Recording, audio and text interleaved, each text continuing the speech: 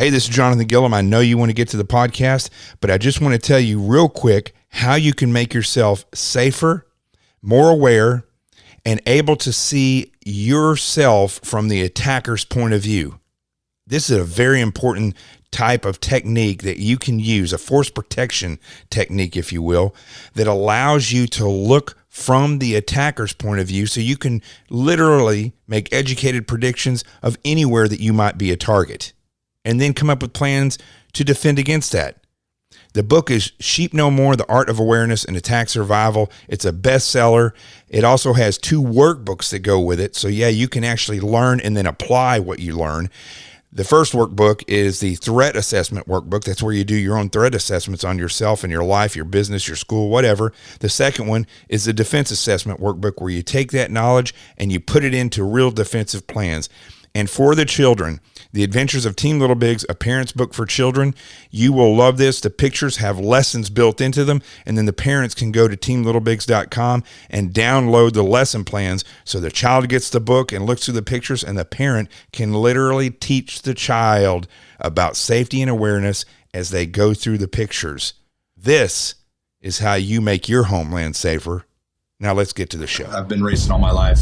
We've raced out of hundreds of garages that never had garage pools like that. So people that want to call it a garage pool and put out old videos and photos of knots being in their as their evidence, go ahead. But from the evidence that we have, and that I have, it's a straight up noose. The FBI has stated it was a noose over and over again. NASCAR leadership has stated that it was a noose. I can confirm that. I actually got evidence of what was hanging in my garage, over my car, around my picker guys, to confirm that it was a noose. And never...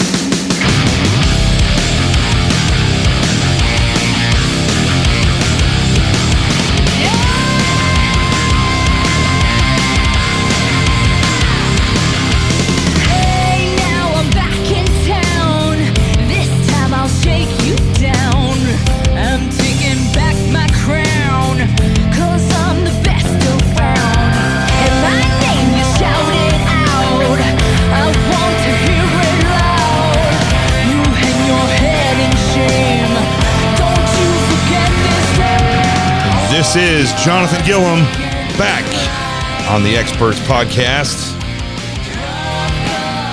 The truth has arrived.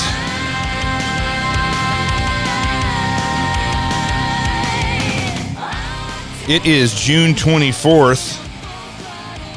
No holiday for that. Just 24th of June. Except the madness continues. That was Bubba Wallace that you heard there telling the seeker of truth, Don Lemon, from CNN, all true news constantly, and unicorns are real and pigs fly. He was talking about how, despite what the FBI said when they simply went in and looked at the cameras, wow, way to go, NASCAR, taking FBI away from real investigations to go through cameras. That's all they did. And what they find when they looked at the cameras? That there was a knot, also called a uni knot, or a hangman's knot actually sometimes, that is used often, despite what Bubba may say, as a handle.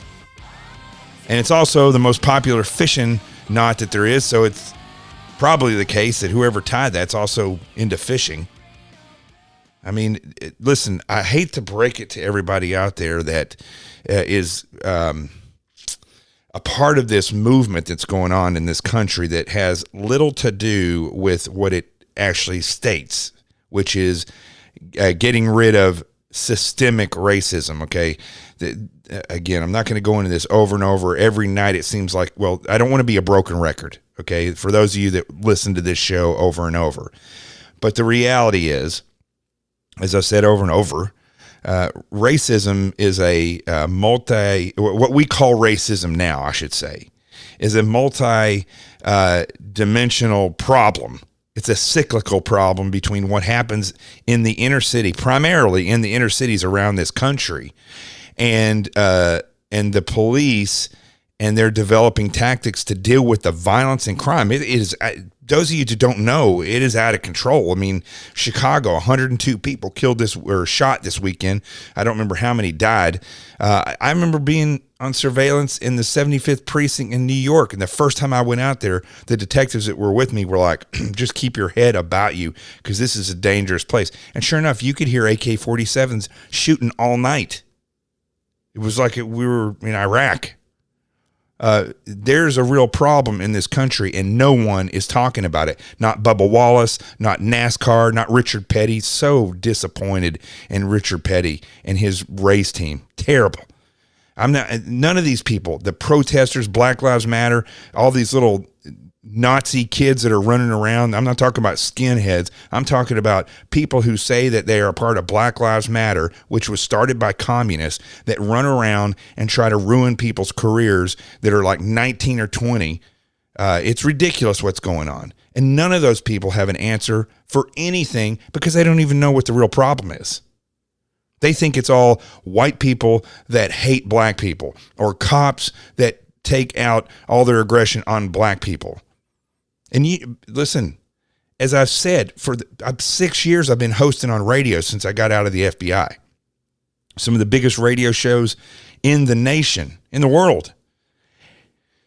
I have never, because of the way I was raised, ever felt comfortable talking about somebody's skin color.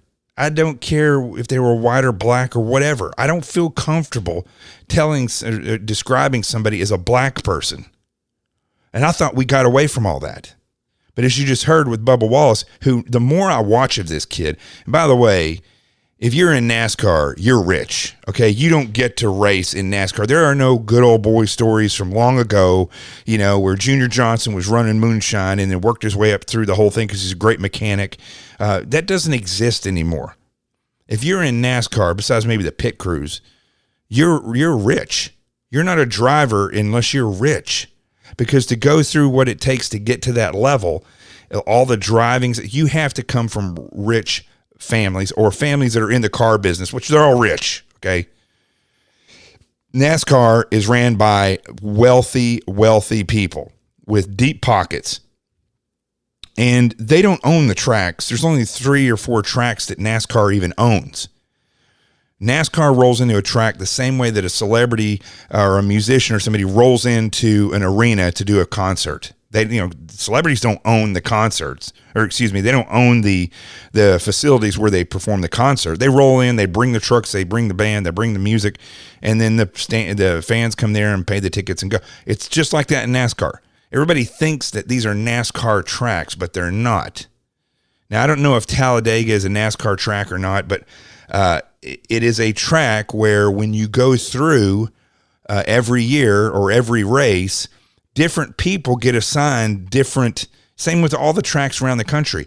You're not going to have the same garage every single time.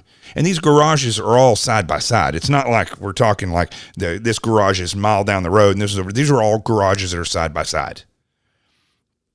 And somebody evidently back in 2019 that we know of, could have been before that, but that's where probably the FBI just finally said, okay, we can stop now because this is obviously a door pull that people pull down a sliding garage door.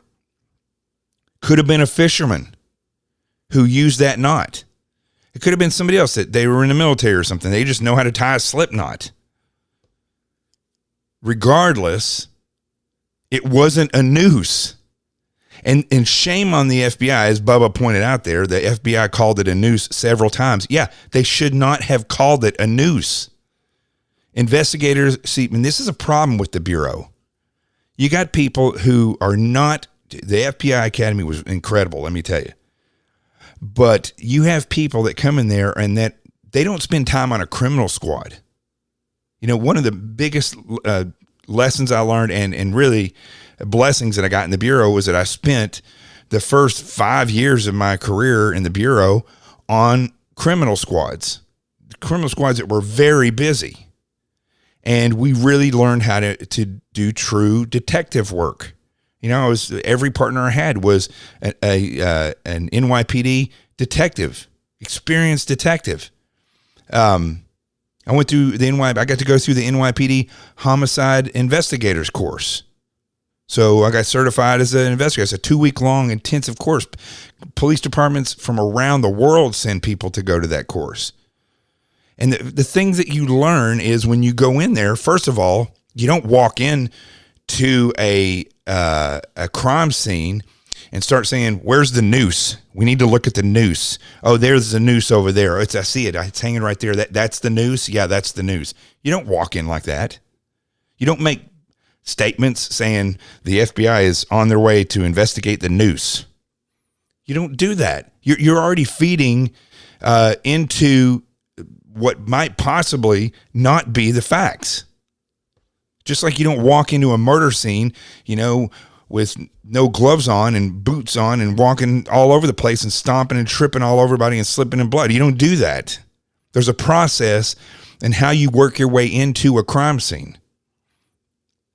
So it's not as simple as Bubba Wallace may think, that there's a knot, it looks like a noose, therefore it's a noose because I'm black. You see, that's not the way the real world works. Somebody that put a noose there with intention to target Bubba Wallace, that would either be a racist act, okay, or it could be a bad joke by a person who's not a racist. I mean, what if a black person put that there on purpose? And from what I'm understanding, it wasn't just put there, it was hanging there because it's a door pull. It could be a prank, somebody who's stupid, or it could have been a racist, a white racist, or a Mexican racist, or whatever. But the way NASCAR and Bubba Wallace and this little trip that they're on with the Confederate flag of literally, I mean, I don't know if you all realize this, if you've watched any of it, but they literally are making it out as though NASCAR fans are racist and it must stop because all must be included. I've been a NASCAR fan my whole life, and sadly, a Richard Petty fan, and 43 used to be my favorite number. I mean, my first bicycle scraped up enough money to get a little plastic number thing that goes on the front handlebars, and it was 43. My dad and I made it together. He passed away when I was 13. It's one of the only things we ever really got to make together was that bike. Made sure that we put 43 on it.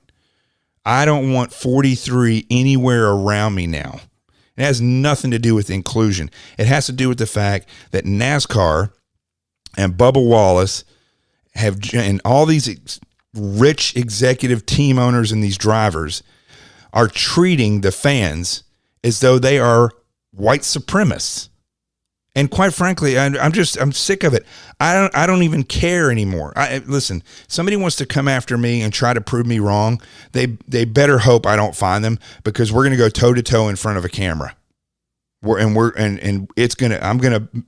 going to be not that I'm going to beat them down to the ground, but they're not going to walk away from that. They're not going to walk away from without having that debate,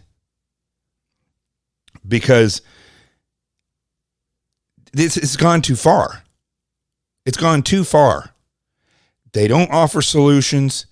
Their only thing that they're doing is erasing our history. And for those morons who follow these idiots, they think every white person is a racist. And even the white people that are supporting this stuff have some kind of weird guilt, like the Chick-fil-A CEO, where he gets down and polishes a guy's shoes and then tells all Christians, we need to repent. I don't have anything to repent about race. And listen, I'm sinful just like anybody else. I got plenty of stuff I can repent on. One of the things that I have no reason to repent about is racism. I am not a racist.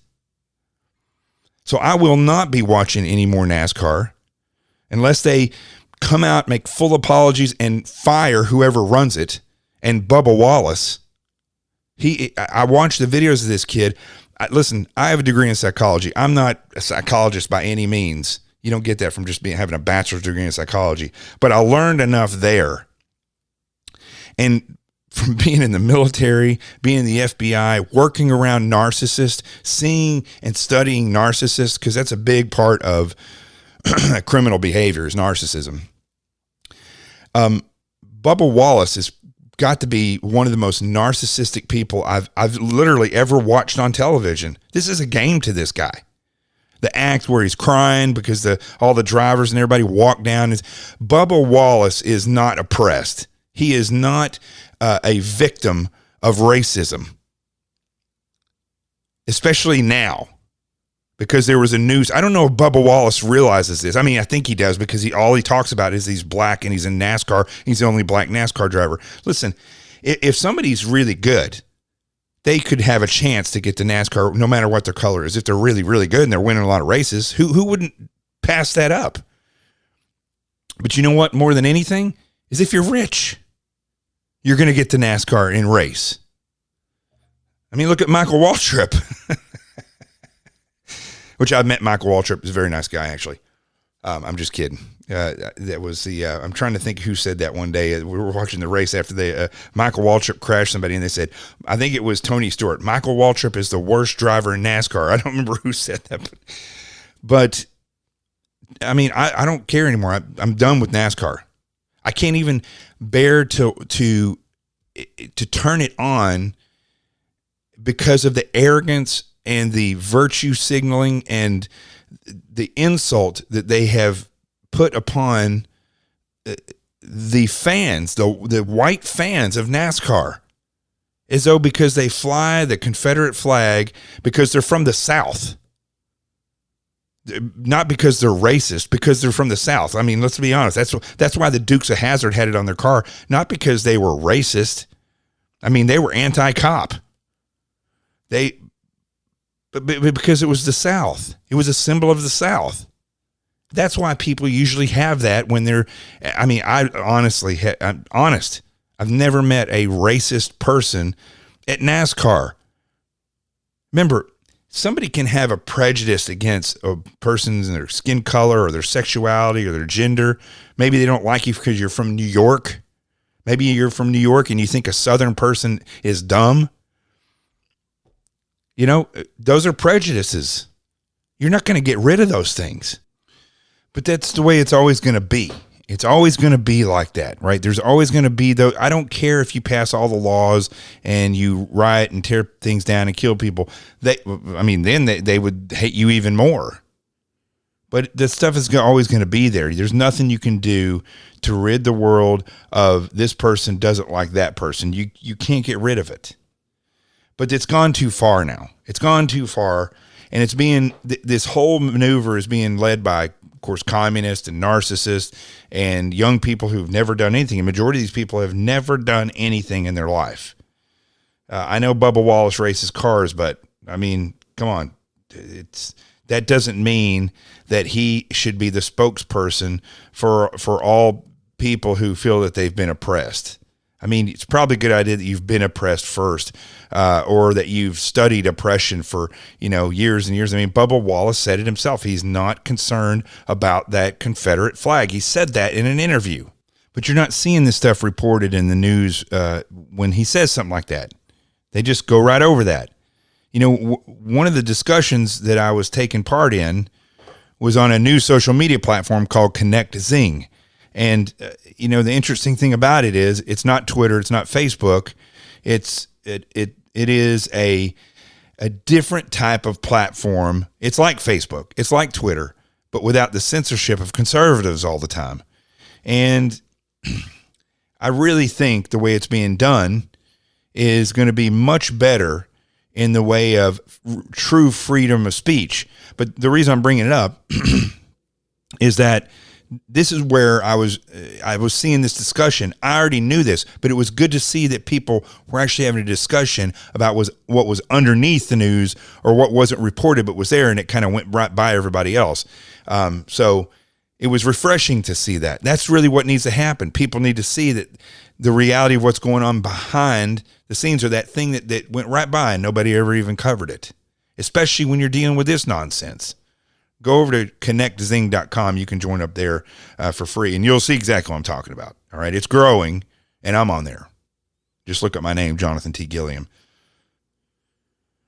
But then when I look at the ramifications of what is occurring in this country because of these maneuvers that are happening, these subversive maneuvers that are happening all over the country, really all over the world. I was having a good conversation with my buddy Drago today. We both, he lived in communist Poland. He was put in jail in Poland for being a part of the underground. He's shocked at what's going on now in this country. He thought he escaped communism. It's all over the place now. But in the ramifications of what's happening is like at Harpeth Hall. I don't know if I'm saying that right. It's an elite Nashville prep school. Right, this is a prep school now. This is not a full-blown university. This is an elite Nashville prep school. They are dropping George Washington from their curriculum, saying that it's not relevant to the way we teach history today. What? It couldn't be more relevant, because what people are trying to do is exactly what the founding fathers were fleeing from. Tyranny. And I don't care what people think that listen to this podcast that have other views. I don't care if you're liberal or conservative, white or black, gay or straight. The fact is, there are tyrannical maneuvers that are going on right now that if they are allowed to get into full power, your freedom will be demolished compared to what it is now. That was very shocking when I saw that, and disheartening.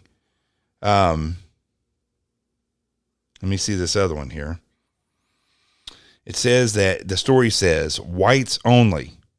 County exempts people of color, quote unquote, from mask mandate. And this is an Oregon county, in the state of Oregon, where a directive requires all residents 12 and over to wear masks in indoor settings, outside the home, or outdoors when they will be near others, which includes one glaring exception that has nothing to do with social distancing or corona infection.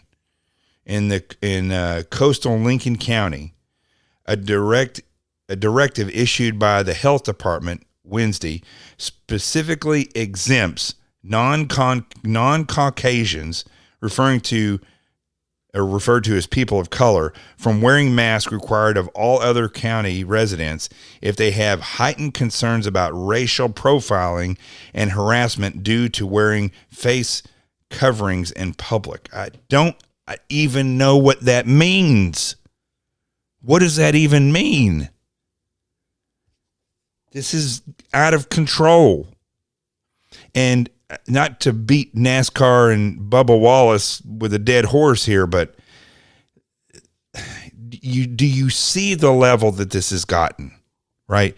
There are people that are worried about the direction of this country, and rightfully so, to the point where they are really starting to think we're going to have to pick up arms and have a civil war.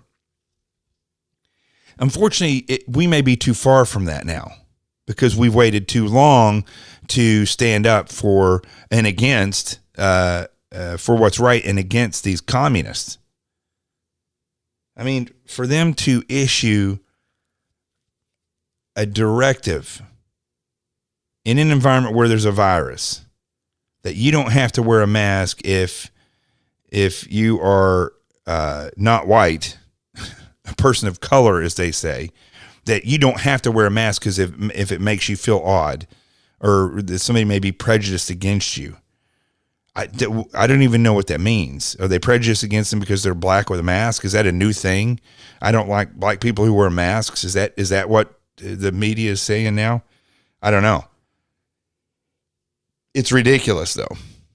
I mean, if there's a virus and it's spreading, and you pass a mandate for people to wear a mask to keep people from getting a virus, why wouldn't you include everybody on that?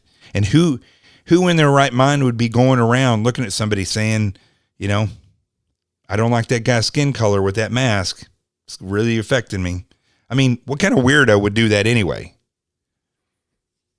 I saw another post today. Oz Sultan, I'm going to have him on the show. He's a good guy and a Muslim friend of mine, also a Trump supporter. And we've been on Newsmax and some other stations together.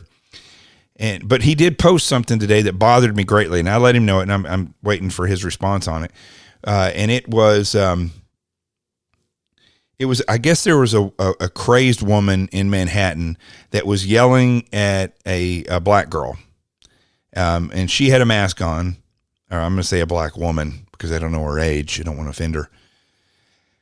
But when you read the New York the New York Post, not one of the finest newspapers that there are out there, but when you read the article, she is feeling victimized because the lady was yelling, as a white woman, was yelling the N-word and telling her that Obama looked like a certain animal and his wife and so on and so forth. And it was obvious, I guess, that she was homeless and crazy. But what the odd statement was that she said, I don't care if somebody is homeless or crazy. They can still, those two things have nothing to do with whether or not somebody chooses to be racist. Okay. Genius. All right. First of all, not everybody who's white is a racist. Okay. Secondly, crazy people will get focused on certain things. It could be color of skin. It could be a presidential figure. It could be the FBI or the CIA. I've heard homeless people screaming about the CIA and the FBI. It could be Jesus. I've heard them scream at Jesus. But this woman this crazy woman is fixated on color. I mean, she's obviously crazy. This woman brought it up, and she obviously knew that this was a mentally impaired person. But according to her, somehow racism is not affected by mental incapacity.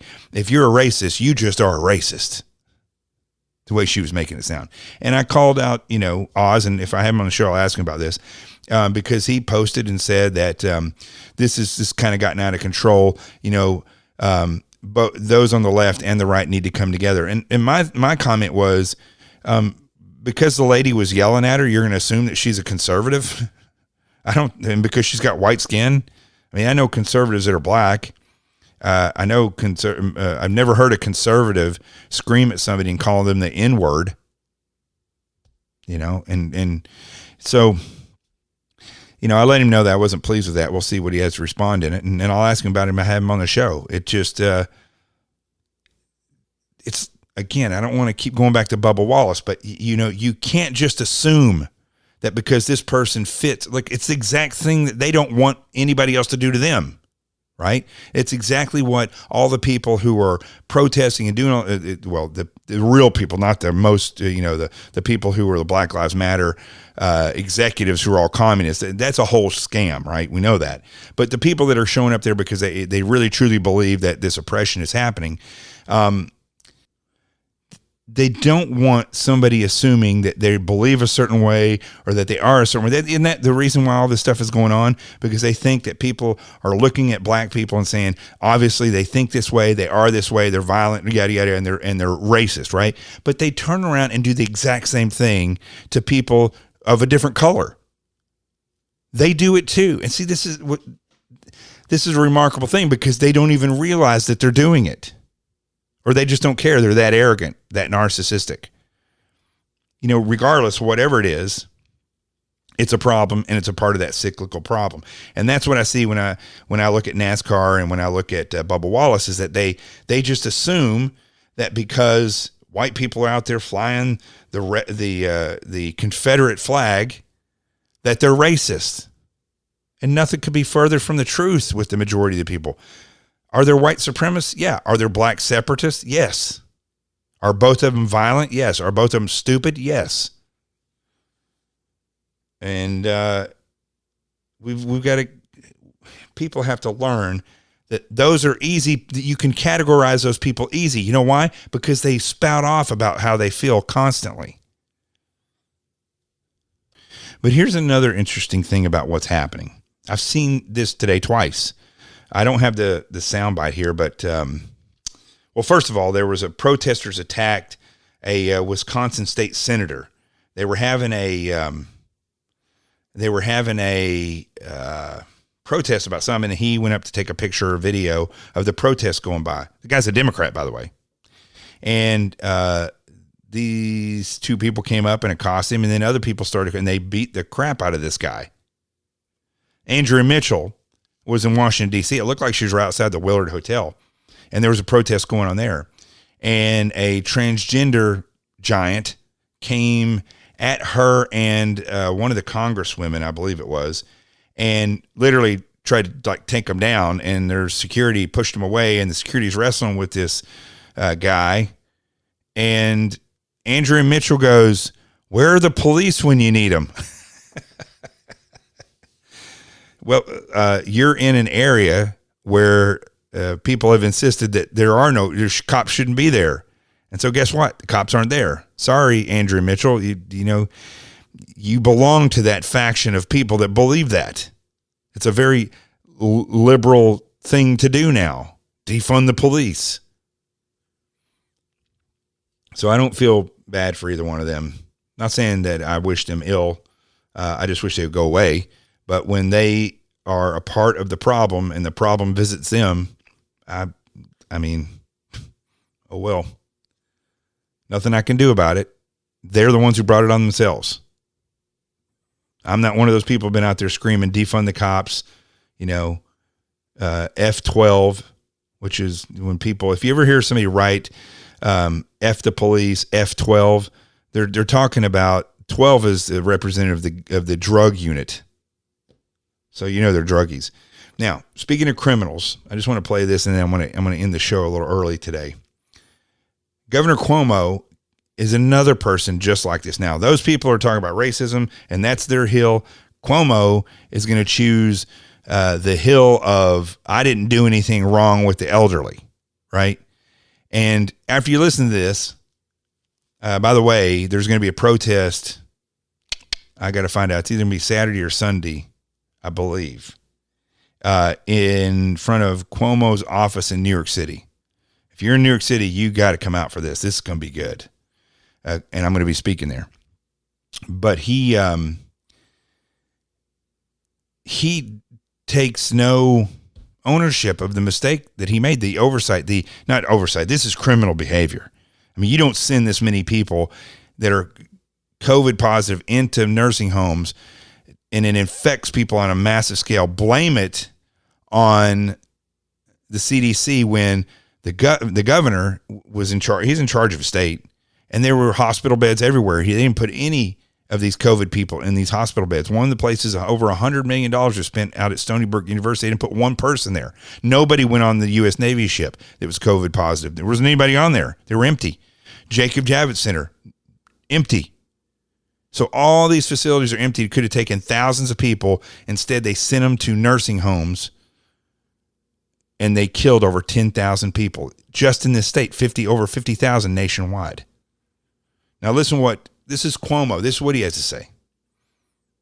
Do you take responsibility for that order and the role it may have played in those deaths? Yeah, the Republicans definitely are playing politics. These are handling this COVID virus. Yes, I understand that. Yes, we had more people die in nursing homes than anywhere else because we had more people die. That makes absolutely no sense. You didn't just have people die in nursing homes of COVID because they're just dying, right? These are people that were infected because his dumbass put COVID positive people in there with them. That's how the gentleman got COVID that I got it from when I was helping him, because he caught it he was supposed to be in there for 2 weeks getting neck rehabilitation after a surgery. And the next thing he knows, there was rumored that there was somebody with COVID on his floor. They made it sound like somebody caught COVID, but the reality was they were bringing people with COVID in and co-locating them with elderly people in this facility. That was also a joke. Where I was out there last week protesting out there, which actually kind of felt pretty good. He came home. He collapsed. I assisted in getting him in his house, and we all got COVID. He didn't know he had it. the nursing home did not tell him that he had it. He passed away. And this guy's going to tell us that, let me play this again. Die in nursing homes than anywhere else. In that. Yes, we had more people die in nursing homes than anywhere else because we had more people die. He's an idiot. He's a criminal idiot. Because the federal government. Oh, see, he's going to switch. So he's minimizing. This is what criminals do. They minimize and shift blame, right? And he's going to make it sound like the CDC made them do this. Well, he's a governor. I mean, I think it's pretty clear that the government can't make him do anything because he hasn't done anything that the government has wanted him to do. Missed the boat and never told us that this virus was coming from Europe and not. How could he not know that? So he's a governor of one of the biggest, most populated states in the nation, in the world. And he doesn't have intelligence to know that there's a virus coming. I mean, NYPD Intel is basically the CIA. I'm sure they knew. I mean, we were all watching videos in January of people falling dead in China. Something was up. I remember that. And thinking, wow, this is freaking weird. This is like zombies. Little did I know it was going to come here and I'd get it. But somehow this guy didn't know. Missed the boat and never told us that this virus was coming from Europe and not from China. He just sounds like a dope. I mean, his brother, who I've said that I met him before and he was nice to me, has gone off the deep end. I mean, today he looked like a sunburned porn star with facial hair kind of grown out a little bit. He was very unkempt and sunburned. He looked stupid, sounded stupid. But he sounds like a genius next to his brother. Governor Cuomo has to be one of the dumbest looking and dumbest sounding people that I've ever seen that actually live up to how dumb they look and sound. He is dumb. He is a narcissist. He doesn't know how to govern, and he's a murderer. And he will not admit the fact that what he did, it really is the same as murder. It is murder. But he's a fine criminal. He's not going to, he's like all the prisoners. What was that show with Eddie Murphy? I don't remember the name of it, but he said, everybody in here is guilty. Oh, maybe that was Shawshank Redemption, but he said, are you guilty or are you innocent? Yeah. You guilty? No way. Everybody in prison's innocent. And I guess Cuomo feels the same way. Governor Cuomo feels like he's innocent. He's an idiot is what he is. So I think I covered this today. I mean, I'd never wanted to be, one of the things used to drive me nuts when I was on CNN and some of the shows I've been on Fox and some of the shows I've hosted.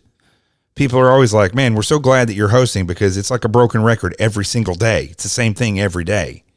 And I've never wanted to get into that grind where I was talking about the same stuff every day. But I got to be honest, it's the same story every day now. And it's not like they're making it up. I mean, it's really this crazy every day. 2020, people just lost their mind.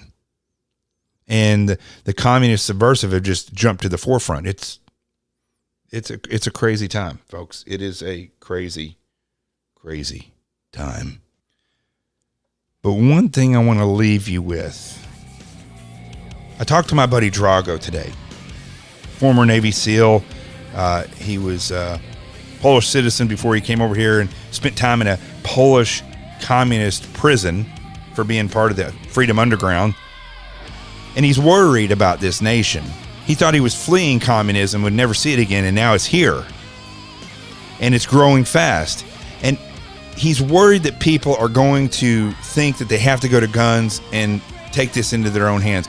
He's worried because, as I am, there's so many leftists in the DOD that you can't count on them backing you.